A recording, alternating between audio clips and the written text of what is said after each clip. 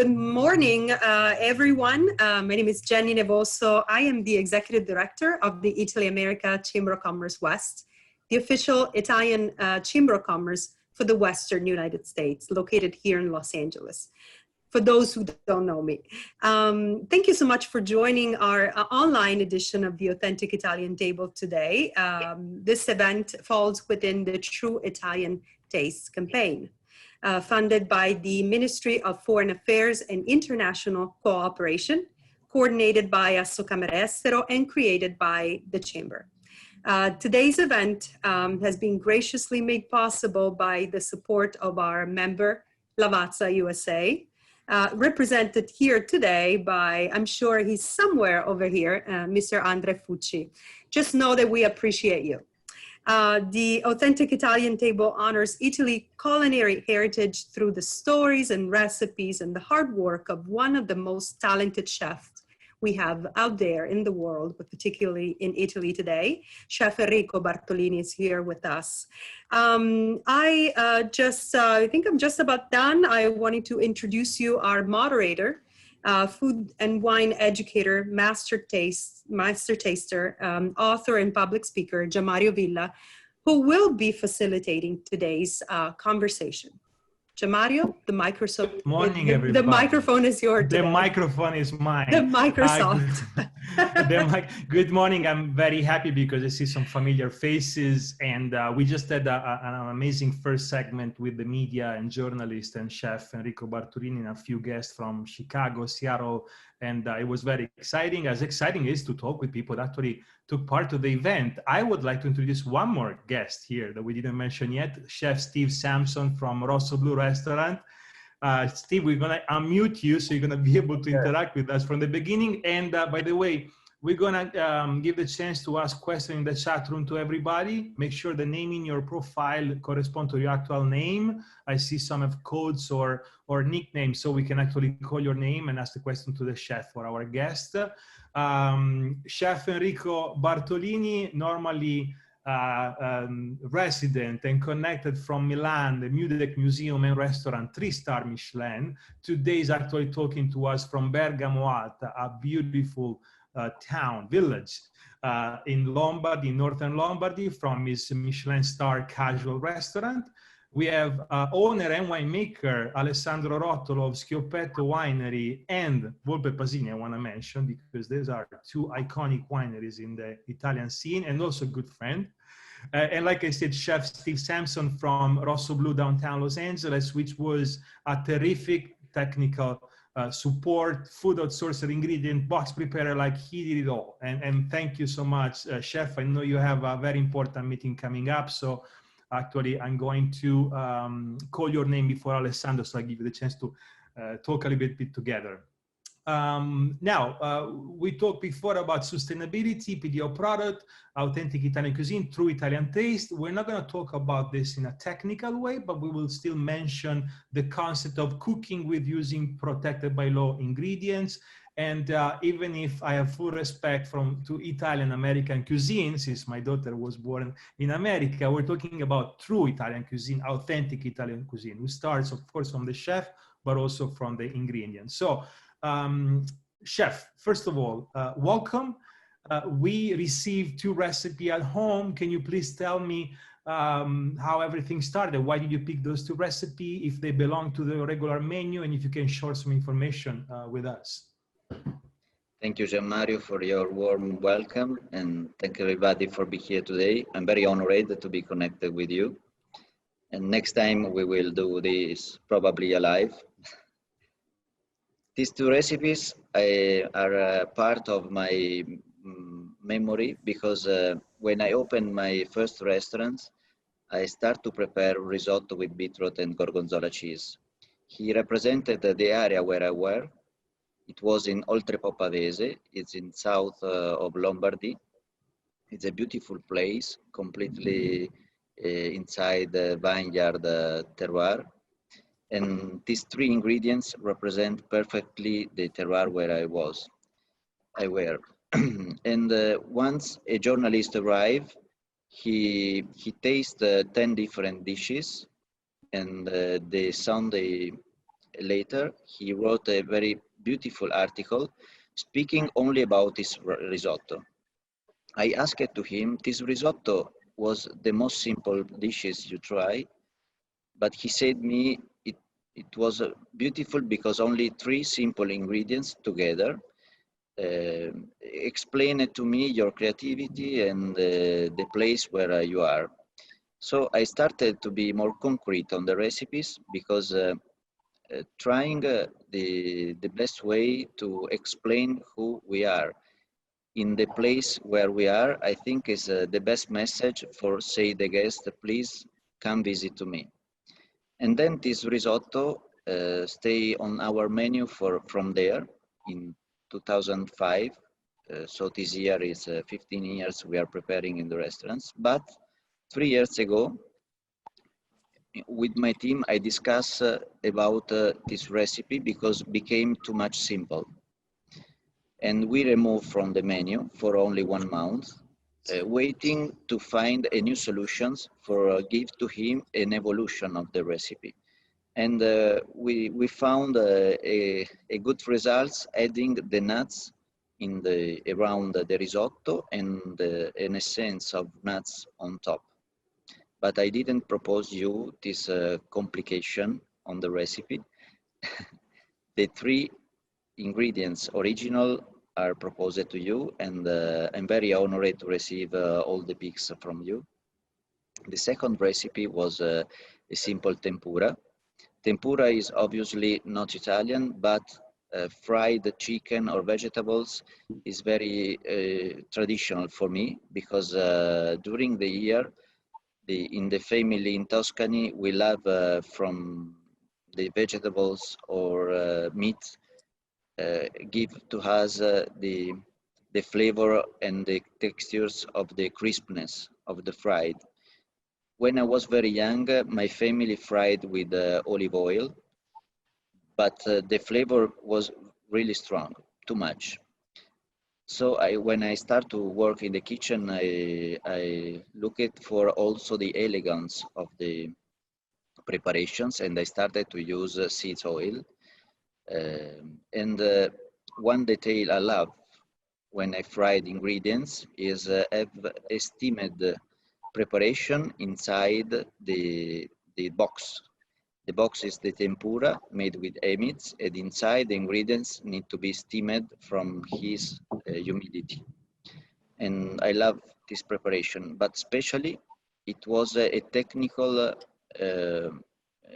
news for me when I started to work in the kitchen, because blending 3 different amids together can give us a very simple and elementary results, but it's a good beginning for a complicated recipe and obtain new textures. Another thing I love is the ketchup of tomatoes, and you prepare the dolce forte. It's a very similar recipes, but I think in this occasion it was a very nice share that is simple to cook tomatoes, acidity and fruits, and obtain a good sauce who can be very well paired with the tempura. I have to say the dolce forte is one of those things I will carry on my food experience for sure. I really appreciate the recipe and the risotto in particular. I want to also welcome Paul Feinstein, Patricia Doherty, and Krista Simmons as journalists in this consumer segment. Thank you for being with us. I have a question for 2 chefs, so we can talk with Chef Enrico and then Chef Steve right after. First of all, Chef Enrico, you are probably the only chef that received that once 4-star in the Michelin Guide history. And I want to know about, how hard it is to get there and how hard it would be to stick at the top and what's next. But I want to go backwards. And I would like to know from both of you, chef, actually, your childhood, who influenced you? Why did you become a chef? Because these days everything is on TV. A lot of kids are looking at the TV and the chef as a star career, rock star, and so forth. Like it's a lot of work. It's a lot of failure, and it's a lot of also love and passion. So how everything started for you, chef, and then also Chef Steve?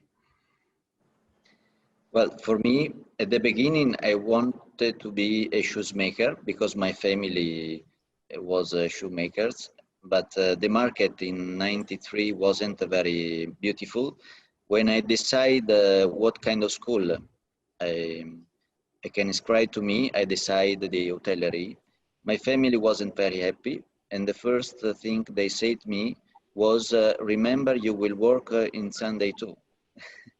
But I didn't care because my passion was in the kitchen, and especially I didn't know what the kitchen was, and especially what kitchen can become in the years who are arriving. Because when I start to play in the kitchen, my opinion about chefs was people who love to stay there and work a lot.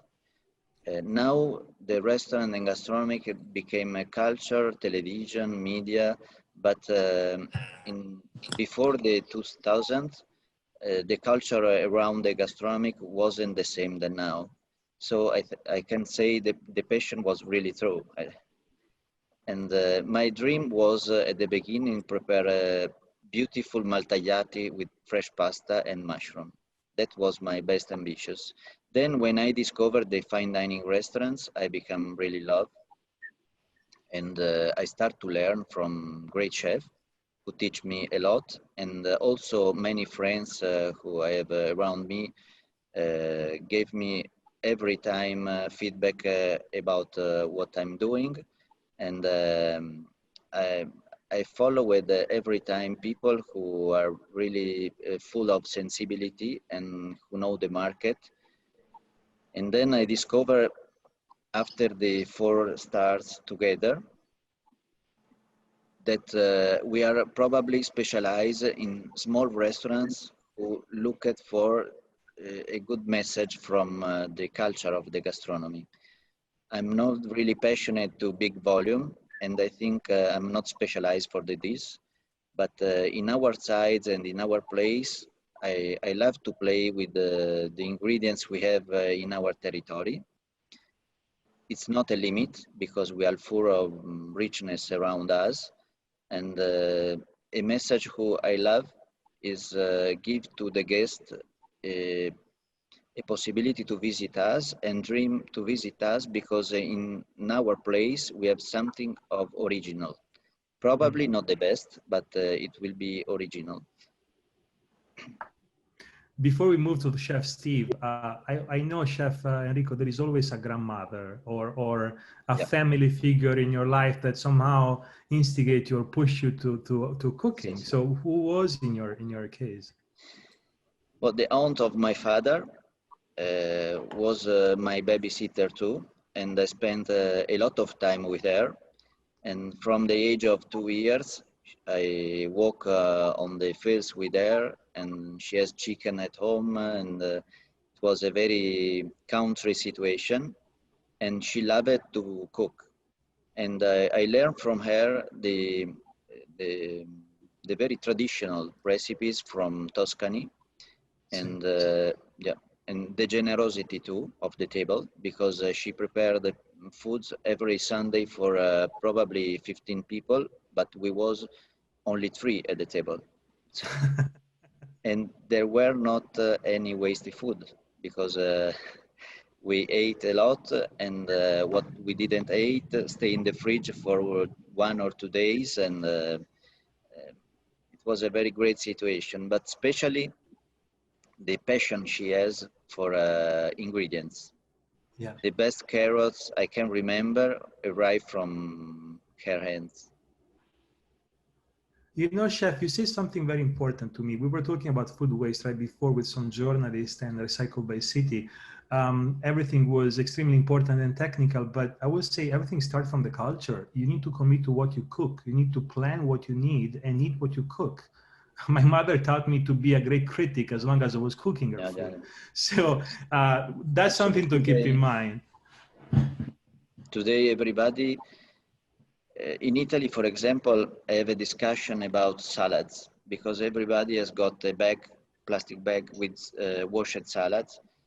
I know it's very comfortable to open a bag and eat salad in 2 minutes, but 20 years ago, we need to have the salads with the escargot inside, and we need to wash very well before to use.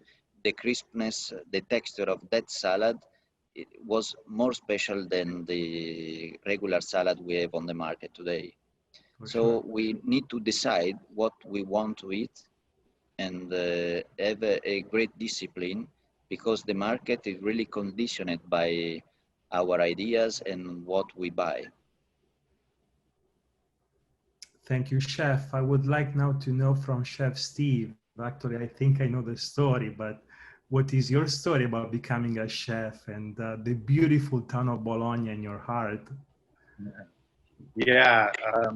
First, I'd like to say it was a real honor to help with this project and to help hopefully translate Chef Bartolini's dishes to American cooks. I hope everything worked out well with that. So it was a lot of pressure, but it was an honor to work, even though it was from 8,000 miles away with Chef Bartolini. Yeah, my mom and dad, my dad studied at the University of Bologna and met my mom. They were married there. And so my whole life I'd go, in the summers I'd go to Bologna. I grew up in LA, but I'd spend my summers with my grandparents in Bologna. So I have a whole set of friends over there that I kind of grew up with. And my mom was born, and my grandfather, they were born in a little house up in the mountains between Bologna and Florence, near Pistoia, but on the Emilia-Romagna side. So we'd still go up to that house during the summer, and my nonna would cook polenta over the open fire, and my nonno would grill pork chops on a grill against the wall outside, and he'd grow his own arugula, and it was just really special. And it really, those food memories are something that were very important to me my whole life. But I didn't really get into cooking until after college, and I was actually thinking about becoming a doctor. My dad and my brother are both doctors, but then I don't know, the food world has called me, and I ended up, second I set foot in a professional kitchen, I found my passion. And I think that's Chef Bartolini mentioned, it's very important to, whatever you do, to hopefully be able to find a passion. Not everyone can do it, unfortunately. Luckily, I didn't have a family yet or anything. I wasn't tied down by those constraints. So I was fortunate enough to get to, in the late 90s to start cooking, and been doing it now for 20 years and 20 plus years. And it took me a while to realize that the kind of food I wanted to cook was just really the food I grew up eating. So I tried to stick to very traditional food from Emilia-Romagna, Bologna. At the restaurant, we have a wood-burning hearth, and it's just like, takes me back to those meals I had with my grandparents. And growing up, my mom was a great cook too. She loved to cook. All my friends used to love to come over to my house for meals. We need to have familiar figures around to teach us what, the passion and love. I want to give a very quick story. I work with the Consortium, Food and Wine Consortium from Italy, and a few years ago, the Consortium of Lambrusco and Sangiovese were in town, and they want to pick a restaurant, and they pick Rosso Blu. They were nostalgic after 2 days of Italian food, and they were all from Emilia-Romagna. I'm like, you guys, it's a terrific restaurant, but we are in Los Angeles. They went, no, we want to try. They left the restaurant with a huge smile. We left the restaurant with a huge smile. And that was, I think, one of the best compliments. I'm not sure I told you before, but one of the best compliments for your, cuisine, because it's very hard to make happy some Emilia-Romagnoli fellows. Yeah, Chefs, I have a question for both of you, and then we go to Alessandro. And in the meanwhile, if you want to drop some questions in the chat room, our Zoom manager will give us a sequence of questions. Speaking about protected by law products, so we have a top 10 that makes 5 billion every year, mostly cheese and salumi, grana padano, parmigiano reggiano, gorgonzola, prosciutto di Parma, and so forth. What PDO products are close to your heart and sort of define your style? And also, why? What kind of flavor are you looking for, or what kind of memories are you trying to recollect for your guest and yourself? Chef Bartolini first, please. Well, before in this kind of ingredients, I can find history, traditions, and constancy, especially regulated by a strong discipline. who give us the best certification that we can have. It's important the quality of the ingredients. From the wild market, we can find beautiful experiences, but probably only for once. And the constancy we can have, especially in the commercial market, we need to have a certification who represent an history and give a discipline to the producer and also to the consumers. I love a lot in my menu using ingredients who represent our country and the place where we are. There are so many, the most important, more international, like traditional balsamic vinegar, aceto balsamico tradizionale, and Parmigiano Reggiano or Grana Padano. And I don't like to translate. In many countries that I visit, Parmigiano Reggiano is named Parmesan. I think my name is international everywhere. My name is Enrico in every country. Nobody will translate my name in Eric, depends where I am. It's important to respect this name because it represents a very great history of family, persons, and a big enterprise who can give this beautiful dream around the world. And then in the world of extra virgin olive oil, especially in the different town where we are, because there are main place where it is produced, but very different between them. I'm from Tuscany and I love a lot extra virgin olive oil where I'm from Tuscany because it's in my memory. But I have also a palate who respect the beautiful things and the beautiful ingredients. So I love from Lake of Garda, I love from Sicily too. And each part of Italy can give a new experience. And I'm really proud and happy to be born in this country. But I'm also too curious to discover the other culture. For do a very great job, I need to respect and represent my country, and I love to share all these beautiful things that we have. I think pride is something is not missing on the Italian, among Italians for sure, but also creativity and style. I know Chef Steve needs to go. So Steve, can you jump in this conversation and give us your point of view before, and you're allowed to leave anytime, by the way. Sure. Thanks, Giammario. Yeah, I mean, for me, the challenge is, having a restaurant in Los Angeles that does regionally specific Italian food. So we have a very bountiful produce produced here in California. So obviously I want to take advantage of that, but I'm trying to cook traditional food from Emilia Romagna. Obviously the biggest flavor profile on that, I'd say, is probably Parmigiano Reggiano. I would never try to replace that with a local product. We do use a lot, same with all our olive oils, all from Italy, balsamico, all those products that we have are from Italy. We try to stay as local as possible, but I'm never going to try to replace something that's as perfect as Parmigiano Reggiano. I tell my cooks all the time, like the food that we cook is very simple. We live in a city that's very, has a lot of ethnicities and a lot of wonderful ethnic food. A lot of the foods here in LA, like Thai food, Mexican food, they're very flavor forward. They have broad spectrum of taste profiles, acidity, lots of spice. So I think the food, Emilia Romagna food, I think everybody loves it because it's very familiar, but it doesn't have those kind of wide flavor profiles. So it's really important for us to make sure everything tastes the way it should, because I think it's a flavor profile that's very umami rich, and I think most everybody loves this type of food, but it has to be seasoned just right, and it's really reliant upon the products that we use.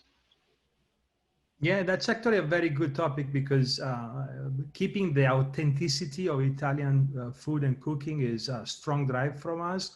But in the same time, pay a tribute to the local market and the local produces, in order to offer something fresh and pay respect also to the country that is hosting you. So that's a very thin red line to walk in, and the harmony that you're looking for as a chef, I'm sure that harmony as a wine and food pair, harmony and balance are key points in life, work, in general, okay? But also keeping an eye on what we have in the market here, what should we keep Italian, and so forth. Thank you. Chef, I know we have a couple of questions. Before that, I'd like to move to Capriva del Friuli, a very charming village in northern east of Italy where two iconic wineries are sitting. I know that the word iconic and winery often come out during Zoom meeting, but these are, actually, I would like to let Alessandro say why. Why his last name is Rotolo and the winery is Schiopetto. Why did you pick Friulano and Pinot Grigio? Give us a breakdown of, like, I know you guys are sustainable in a long time. If you are taking care of the circular economy around your winery for decades by now, your heart is open to sustainability, not in the last minute, but it's part of your philosophy. Give us a view on the wine and also on the wines you specifically paired with Chef Bartolini recipes. Yeah, thank you, Giammario, and thank you for having me in this wonderful chat. For me, it's a pleasure because you are a friend, Enrico is a friend. My wineries, and especially Schiopetto, represent for Friuli Venezia Giulia the history of the winemaking. Mario Schiopetto, the founder of Schiopetto, founded the winery in 1965. And at the same time, he put in bottle the Friulano. Friulano is the iconic wine of Schiopetto, and the reason because I put the Friulano with the risotto of Enrico, because Friulano is the signature of Schiopetto as much as the risotto of beetroot and gorgonzola is the signature of Enrico. And also because I believe the combination between the acidity and the aromatic part of the Friulano is wonderful paired with the sweet part of the beetroot and the gorgonzola. The Pinot Grigio with its acidity, gorgeous acidity, goes very well with the fried chicken, and so put a sort of balance between the dish and the wine. Pinot Grigio then, not being a heavy wine, is quite nice to be drunk with this kind of food that can be also meant as a finger food during an aperitif or so in an easy way. Then Schiopetto is a winery that cares very much about the environment. Mr. Mario started since the beginning to respect the environment. How? Obviously, making wine means producing CO2 in the air. Just the fermentation we are harvesting now, and we have all the doors open because during the fermentation, clearly, we produce CO2. And so Mario started in 1965, and we do it today. Every time we plant an hectare of vineyard, we buy or we plant an hectare of wood. This to pay our debts with the nature, and this is very important. Since 2012, our winery is completely out from using gas, methane gas, for heating the winery. We put a special heater from Austria, we put in the winery, and we built all the vineyard after the pruning. After pruning, we cut all the brushes and we burn. And in this way, we keep the winery warm during the winter. So we respect very much the nature. Right. And then I want to just say that Mario Schiopetto has been one of the most iconic figure of the Italian enology that at the end of the day has got a short history, because the Italian enology as we concept today has got 50 years of history, 55. And Mario Schiopetto has been one of the founding fathers of this concept of this enology, but for sure the most important figure for the white wine producing in Friuli and in Italy. I think I told the story many times, but I remember that black and white photo with about 10, 12 winemakers, and only one was making white wine at the time. big names of the Italian community, but only one winemaker, and was Mario Schiopetto. I also want to say that Alessandro and Enrico are friends, and they work together in the restaurant he represents, and I like to see that cooperation going also, you know, abroad and coming to US. I know we have some questions, so I'm going to come back to the chef in a moment. Since we're talking to Alessandro, I'd like to ask, I know he partially answered to the question, but Krista, I'm going to ask to unmute you. Here we go. Would you like to ask your question directly to Alessandro? Sure, Alessandro. I was asking a little bit about the region. I kind of wanted you to maybe paint a picture for us, since we can't travel. You know, what is the terroir like? What does it look like geographically? And what makes it so special for the types of wines that you're making there? Yeah, well, Friuli is a gorgeous region. Is located in the northeast of Italy. So eastern there is Slovenia, northern there is Austria. So it's in the corner. It's an unbelievable region, because you have to reckon that from Capriva, an hour I am skiing on the mountains, half an hour I am on the beach. So this is a wonderful thing. And so jealous, so jealous. Another incredible thing, you have to consider that Friuli Venezia Giulia is on the 46th parallel. And so this means that is one of the best parallels for the producing of wines. Especially Oregon, for white wines. Burgundy, Friuli, some very popular districts are in that parallel. You have to consider that Italy is like this. So not many people knows, but Udine, and so Friuli is northern than Aosta. Here we produce great wines, great prosciutto also. San Daniele is the northest part in the world where prosciutto is put under salt and not fumigated. But the terroir is great for two reasons. We have a soil that is called Ponca, that is a fossil oceanic soil, so very rich of minerals. So when you tasted the wines, for sure, you felt a sort of saltiness on your tongue. And Schiopetto is 15 kilometers, so 10 miles far away from the sea. And all the influence of the sea is typical on our wines. And for this reason, those wines are with this nice acidities, very high acidities, and this great texture with this nice sapidity is typical.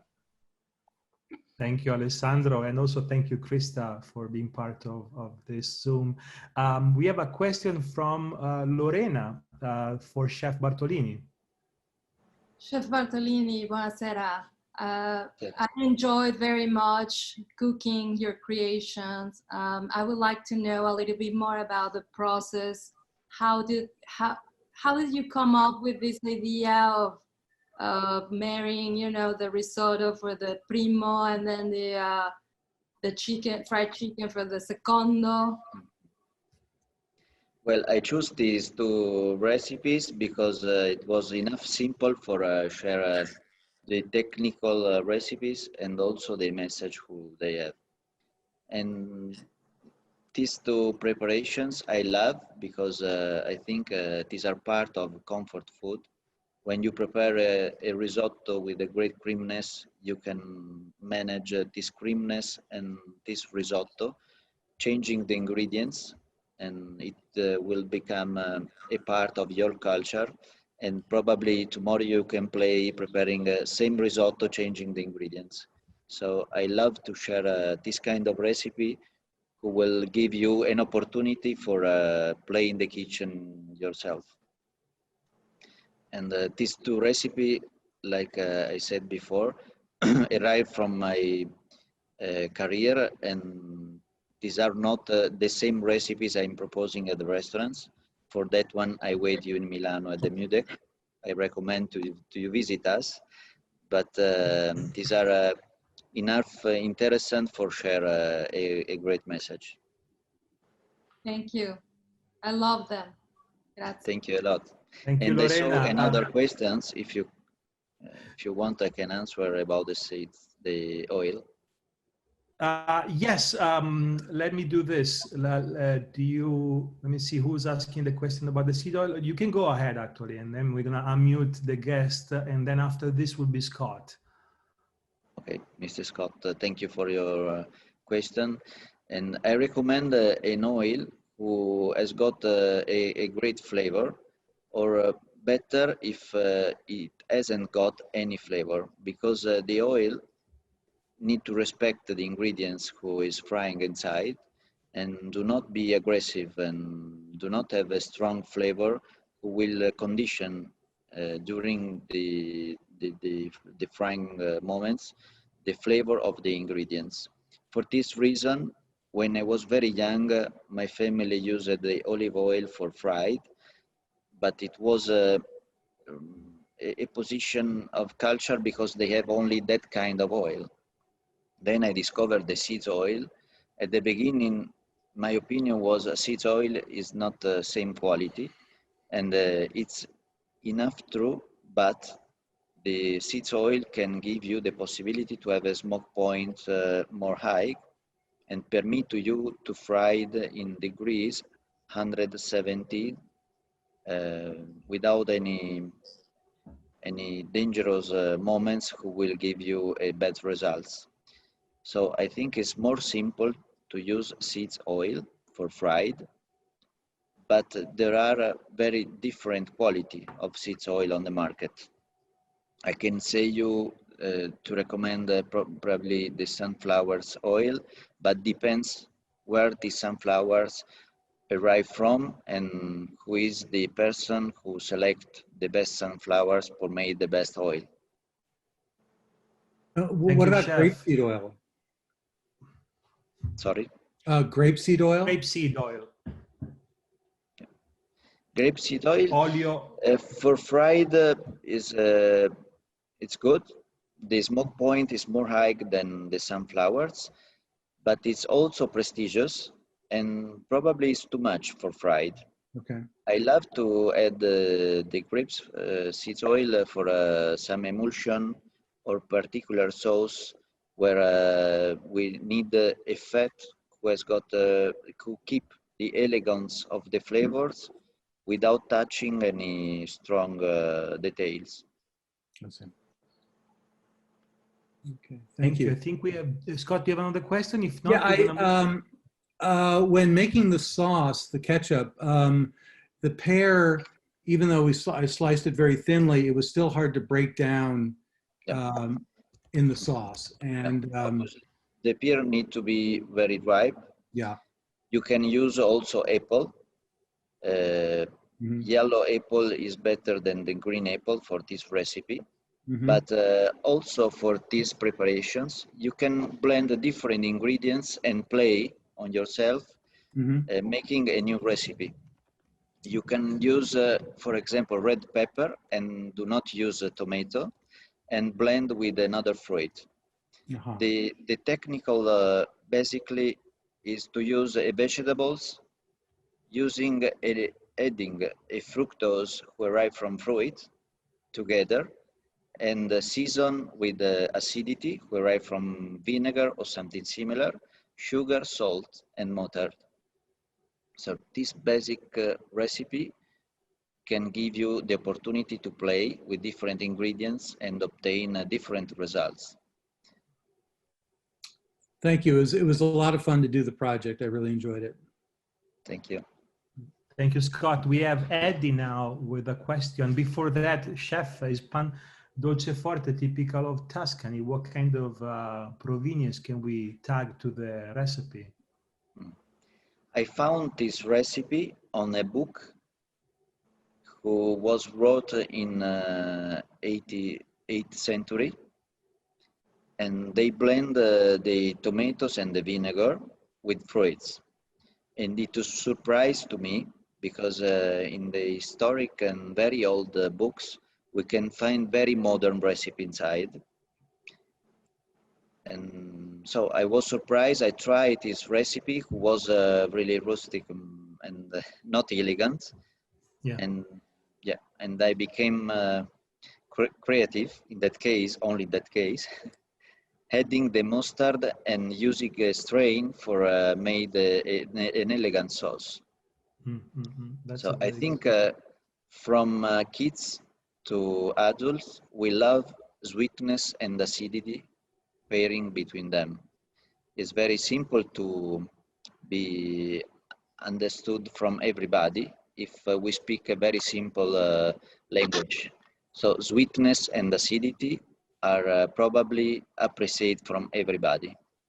I think this sauce with fried become popular in every family.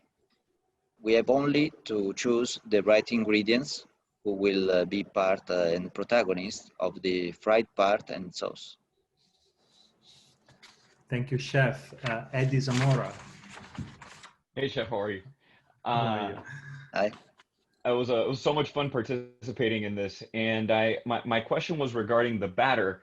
I don't know how humid it is in Milan, but here in Los Angeles, it's very dry, and where I live now, it's very smoky. And I almost had to double the amount of water for the tempura batter. And I was wondering, is there any technique maybe that you use based on the humidity to kind of adjust how you make your batter? Or how would you suggest we adjust it based on our humidity? I think the flours need a completely different recipe and quantity of water and liquid in each part of the world where we prepare the tempura batter. That's true. But one thing we can share is the texture. When the tempura batter is raw, the texture will be the same. It means we need to touch with our fingers and discover if the recipe is right or not. Because it's simple in the same place, changing quality of flours, and the recipe needs different quantity of ingredients for make the better results. Yeah, I think I want to remind, and also we have two more questions we can answer, Michelle and Andre. Chef Sorry, Steve, one thing I can add is the tempura batter.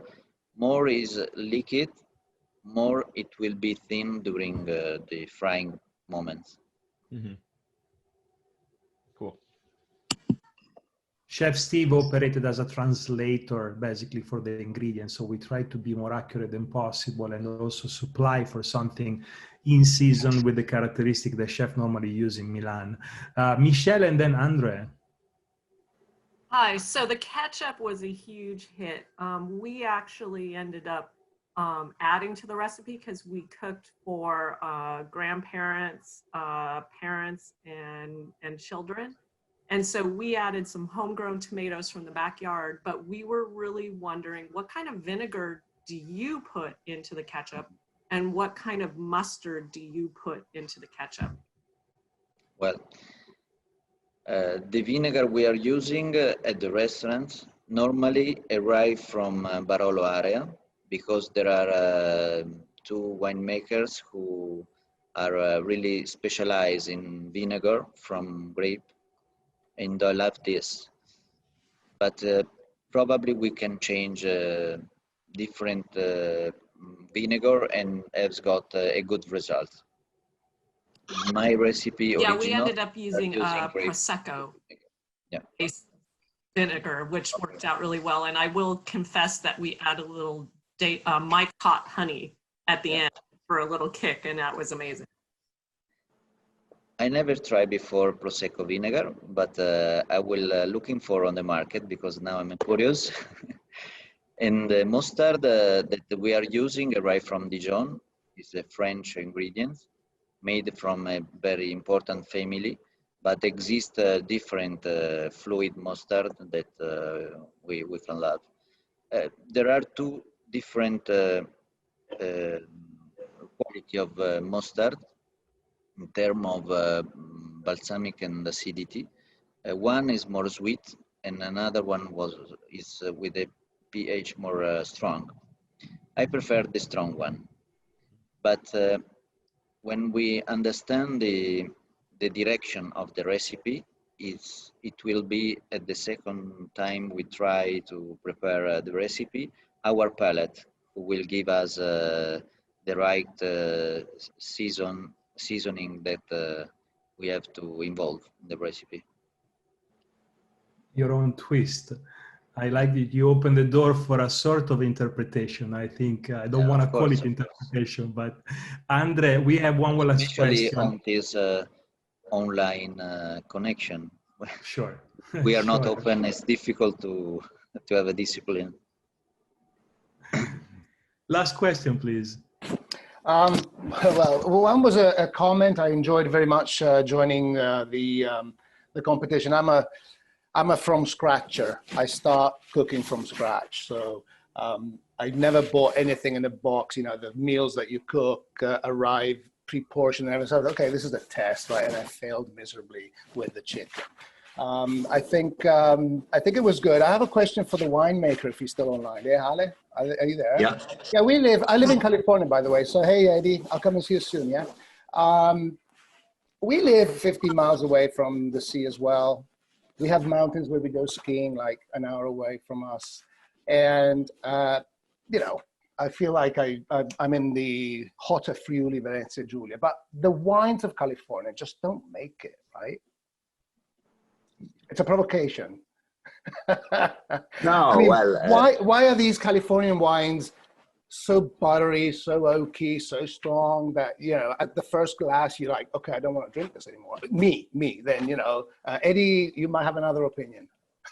well, French taught me that terroir doesn't mean land or territory. Terroir means the meeting between people and the territory. And so is the interpretation of a territory.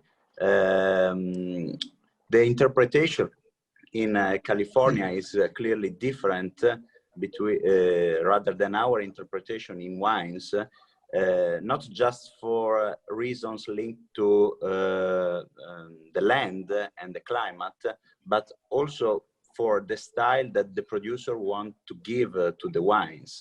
And so the two things combined make the difference between the wines. Technically, everything is possible, but every producer obviously gives his own philosophy and then has to handle what he can do with the land and the climate he has. Very diplomatic. I want to add one thing here. I think it's very important what he said. The style comes also from the human interpretation. Definitely altitude, latitude, proximity to the ocean, climate, heat makes a lot of sense. The kind of foliage, so the vegetation around the grapes. But I believe the number one drive here is still the market. So what people are expecting, what people want to buy. So the culture behind the consumption also is a big drive on the winemaking style. And stylistically, if you like something more close to Friuli, buy Friuli, number one. Number two, go up to Willamette Valley and their Chardonnay will be more vibrant for you. That being said, I'm a Piemontese, I'm afraid. Hey. I can take the red from Piemonte, white, I go to Friuli. This is a funny conversation, by the way. I would love to propose to Jenny to extend to another opportunity, a conversation like this one. Jenny, how do you feel about we need to say goodbye? Ask the chef to name the winner of the contest for the chef table. Yes. And then, Jenny, please, you can conclude and say everybody. Yes. So Chef Bartolini he was supposed to pick the winner of a fantastic wine pair dinner for two at his Mudec restaurant in Milano. 3 Michelin stars, I'll remind you. And it's not the trip, it's the dinner, but it's a great excuse to visit Italy and visit with Chef. So Chef, the floor is yours. You are the master. You choose the winner today. Well, I'm first of all very happy to be connected with you tonight and for me and today for you. It is very difficult to choose from a picks what will be the best preparations, as you know. And I was really shy to upset this initiative because it's very difficult to send in your home my recipes and give you this kind of exams for play alone and then receive my opinion about your preparations. So I think this moment is really embarrassing for me. And especially because Giammario and Jenny asked to me to choose only one of you. And I think next time we need to send in Italy more than one person, because we need many of you in our restaurants. And Alessandro will be more happy because everybody will drink more. But in this moment, I need to celebrate only one person. And I'm very happy to say that Mr. Eddie Zamora win the dinner at the Mudec for two reasons. All right. Many compliments. Also for your t-shirt. I love Pink Floyd. That's the Rolling Stones, but that's okay. Oh, I'm so excited. Well, I will definitely be going. Yeah. My wife will be very excited. I can't wait to tell her. Well, I think the creaminess of risotto was very similar to the risotto I prepared. Not really the same, but very similar. Oh, thank you. The aesthetics and the colors gave to me a good message from the risotto. And also the crispness that I can see in the pics. I repeat, it's very difficult to judge in this way the recipe, but I think with the pics I had, it was the best. Oh, Many thank compliments, you. Eddie, and see you soon in Milan. I cannot wait. I've never been. So my wife is a fashion designer and she's very excited to go to Milan for the first time. So. And Beautiful. obviously to eat your food and not have to cook it at my house. So it's even better when you cook for us. I will cook in Milan. Don't worry. You will be the guest. I will play with the risotto. I can't wait. Jenny. Giammario, they're asking, Richard is asking to see the winning photo. Let's see if we can retrieve it. Oh, we want evidence. Evidence. How about this? How about this? We're gonna post on the Instagram of the Italian Chamber of Commerce the photo of the winner, and you guys please actually come along with this and promote the event so we can make another one. And like a request of Chef Enrico Bartolini, send more people to Milan in the next round. Jenny, I want to say thank you to everybody. This is a very special moment. We're living very special times. Food is one of the ways to get together and rediscover our, I don't want to use the word soul, but rediscover our identity and our family is extremely important. And Jenny, thank to you also and the Italian Chamber of Commerce to promote this together. Absolutely. I am truly humbled. Today's celebration of Italian culinary and winemaking heritage is just, it's been wonderful. Thank you all for welcoming the opportunity to cook independently, but close to Enrico's heart with some of his recipes. Thank you so much for welcoming the authentic Italian table into your homes. We really look forward to more. Stay tuned. I posted in the chat our Instagram. We will be posting the winning photo to celebrate Eddie's accomplishment and just to keep you updated as to future True Italian Taste events. Thank you, Chef. It was a true honor. We look forward to having you in Los Angeles. Thank you, Lavazza and of course, Alessandro Rotolo and Schiopetto Winery, fantastic wines. Lavazza, thank you so much for supporting the event. We are really grateful. And of course, I wanted to say thank you to two special people who made this possible today. Giammario for moderating so beautifully and for helping us put this together. And Lisa, she's somewhere there. Thank you for coordinating all the media and PR. And final words, thank you to all the staff at Italy America Chamber of Commerce West. Thank you.